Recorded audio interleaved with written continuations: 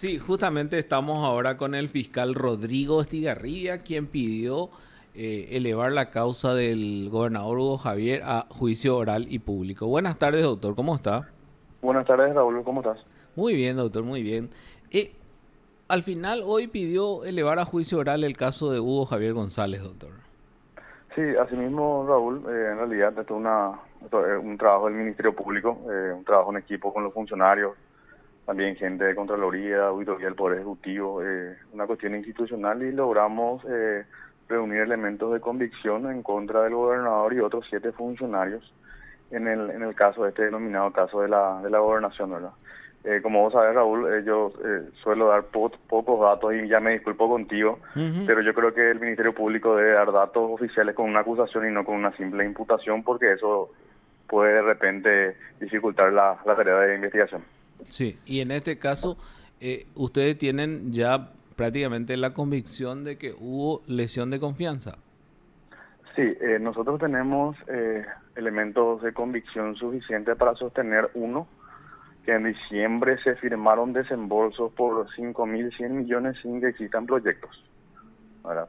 Dos, que en el mes de mayo se presentaron rendiciones de cuentas, o sea que funcionarios de la gobernación presentaron rendiciones de cuentas con facturas adulteradas. Después de esta presentación, después de salir las publicaciones, ¿verdad?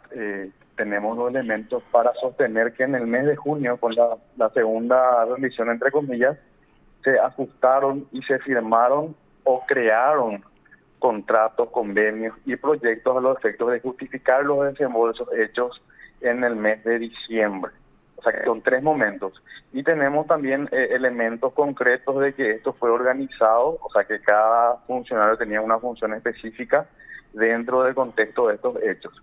Y el perjuicio serían de 5.100 millones aproximadamente. Además, tenemos producción de documentos no auténticos, declaración falsa y asociación criminal. Y cada una de las conductas está descrita en el acta, en el requerimiento conclusivo. Y Do- también formulamos imputación contra 2 personas. Doctor Liz Acosta te saluda. Hola, hola, Según ¿cómo estás, Liz? todo bien, doctor. La convicción que ustedes tienen es que este esquema se habría creado desde funcionarios de la gobernación y no desde la fundación, como, como primeramente se sospechaba, doctor. Sí, en realidad nosotros desde el principio tuvimos una hipótesis, ¿verdad? De que si es que hay este tipo, porque es un esquema conocido. Lo que pasa es que nunca, o sea que yo por lo menos en la experiencia que tengo es la primera vez que se llega a las máximas autoridades y a personas que inclusive no firmaron, ¿verdad? Lo más fácil para nosotros cuando salieron las publicaciones era imputar al presidente de la fundación por producción de documentos no auténticos y que él sea el responsable de todo. Sin embargo, posteriormente en esta acusación logramos demostrar que, que en realidad todo se armó desde la fundación, inclusive desde un lugar que ellos denominaban el búnker, o sea que en una oficina paralela. Y hoy con la imputación que presentamos también tenemos elementos de sospecha de que una persona que era el director de gabinete, que nunca firmó un documento, era el que coordinaba todas estas cuestiones de elaboración de los proyectos. Qué difícil es poder determinar eso, doctor, porque si decís que nunca firmó documentos, para encontrar la responsabilidad contra él, ¿verdad? Fue una Claro, investigación difícil. claro, en realidad sí, es una investigación bastante complicada y lo bueno de esto es que en contra de una de las acusadas hoy tenemos elementos que son grabaciones de audio y mensajes de texto, porque nosotros en el allanamiento también recuperamos teléfonos y computadoras, ¿verdad? O sea que esto no es que se sustenta en simples testificales, sino que tenemos elementos objetivos. Y como te dije, lo que llevó al éxito fue el trabajo en conjunto y también la discreción en los actos investigativos. Porque ¿Qué? cuando la Fiscalía General abrió esta causa, Ujú. ¿verdad? Nosotros ya teníamos la hipótesis de dónde estaba el búnker, teníamos información. Sin embargo, 15 días después se hizo una conferencia de prensa donde se detallaron todas las facturas y al día siguiente ya no pudimos hacer el allanamiento, o sea que tuvimos que rediseñar la estrategia para finalmente llegar hoy a este resultado. Y doctor, en este caso, ¿cuál sería la responsabilidad específica del gobernador, doctor? Y el gobernador, según la ley de administración financiera, es el que debe precautelar y proteger el patrimonio del Estado. O sea que él, si es que va a firmar, autorizar un desembolso, tiene que tener proyectos a la vista, ¿verdad? Y él debe de proteger ese patrimonio. Y él es el autor de la lesión de confianza y también del uso de la producción, porque él sabía que esos proyectos no existían, y tenemos elementos que los proyectos que supuestamente se firmaron el 15, en el mes de diciembre, recién se firmaron en junio del 2021.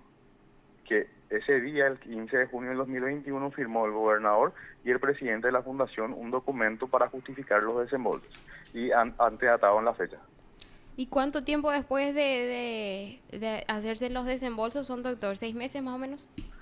Y 6 meses aproximadamente, sí, 6 meses.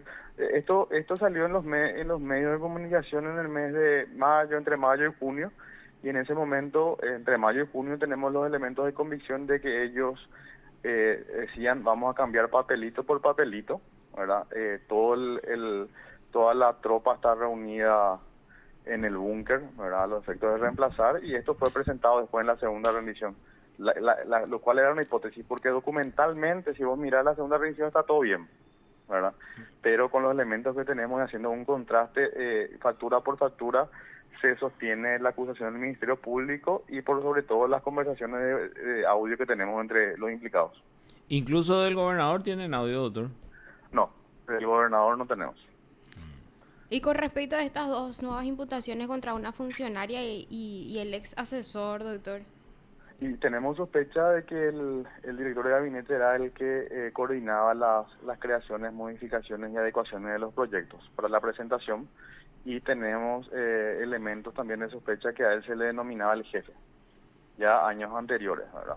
Y la imputada, existen ciertos elementos de que ella, una vez que se retiraron los cheques de la gobernación en el mes de febrero del 2021, cuando se hicieron los desembolsos, retiraron los cheques y se le entregó a ella en una Petrobras en las inmediaciones de la gobernación. Días después se comunicó nuevamente con las personas que retiraron el cheque, les devolvió el cheque para que vayan al Banco Nacional de Fomento. Ellos cobraron los 5.100 millones y le entregaron a ella supuestamente en efectivo. O sea, volvió otra vez a la gobernación entonces ese dinero. En realidad no a la gobernación, a personas físicas que son funcionarios de la gobernación. Y entre ellos también o sea, ¿se puede probar o no que Hugo Javier también recibió parte del dinero o no? El vínculo que tenemos, que son funcionarios de la gobernación, lo que tenemos probado es la lesión de confianza, el perjuicio patrimonial del Estado, y otra línea investigativa obviamente es la cuestión patrimonial y eventualmente evaluar un enriquecimiento ilícito. Pero esas son líneas investigativas, la causa sigue abierta, habrán otros imputados, ¿verdad?, con los elementos que se van adquiriendo en porciones específicas, pero siempre dentro del marco de esta investigación. Ya. Y en un concurso de delitos, doctor, más o menos ¿cuánto se expone? ¿A cuánto es la pena que se expone Hugo Javier? Y la gran mayoría tiene un marco penal de hasta 15 años. 15 años. Sí. Ya.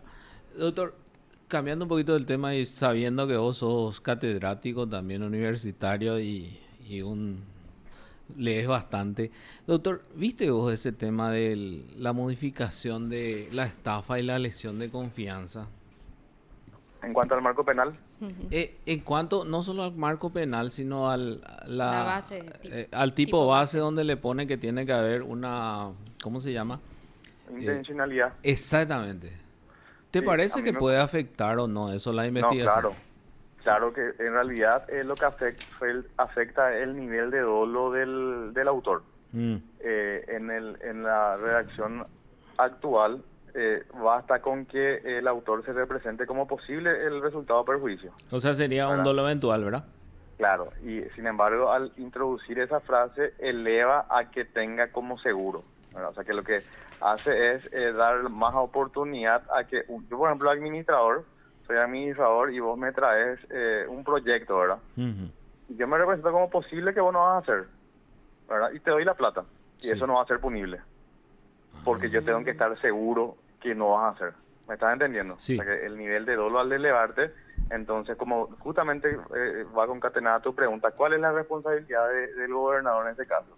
El gobernador tiene la responsabilidad de controlar todos los proyectos, que existan, que se cumplan con todos los requisitos legales, y a sabiendas de que no cumple, firma y autoriza un desembolso, ¿verdad? Él puede decir, puede o no puede que se haga. Eso ya es suficiente porque ya hay un dolo eventual, actualmente. Claro. Pero al hacer esa modificación te eleva, ¿verdad? Y obviamente que eso va a generar impunidad.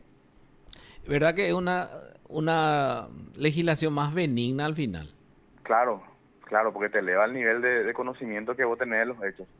Y eso podría afectar a causas inclusive que en donde ya hay condena, doctor. Claro, se puede, una ley más benigna, a causas abiertas y a causas anteriores.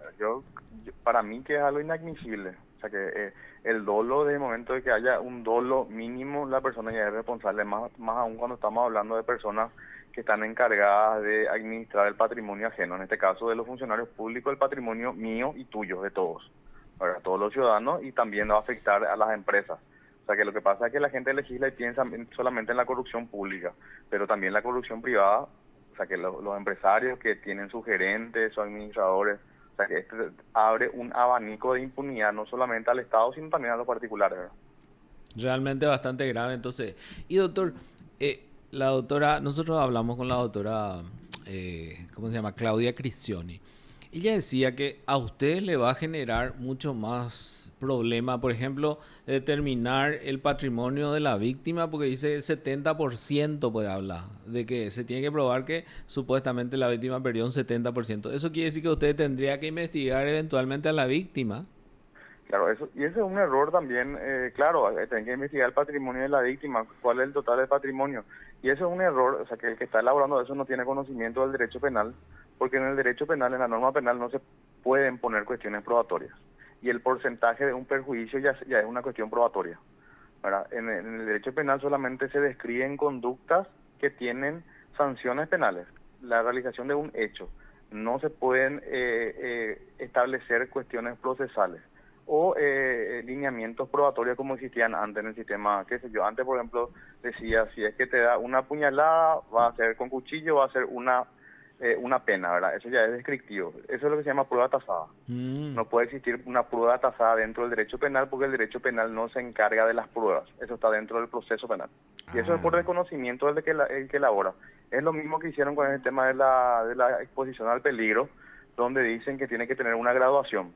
Y la graduación no es una cuestión penal, es una cuestión procesal, es una prueba, el alcoteje en sí. Lo que el derecho penal castiga es que una persona conduzca en un estado de que no pueda manejarse. Eso es lo que se sanciona. No podés meter cuestiones probatorias. Por eso es un desconocimiento, no sé si adrede o no, ¿verdad?, de las normas o de las cuestiones penales y procesales. Doctor, te agradezco muchísimo tus apreciaciones y tu tiempo, muy amable. Gracias a vos por el espacio, saludos a Liz y a toda la audiencia. Gracias, doctora, hasta luego. Hasta luego. Te informó PDS Radio TV Digital. El doctor Rodrigo Estigarribia, el fiscal que ahora pidió juicio oral y público para el exgobernador de Central, Hugo Javier González. Y increíble todo.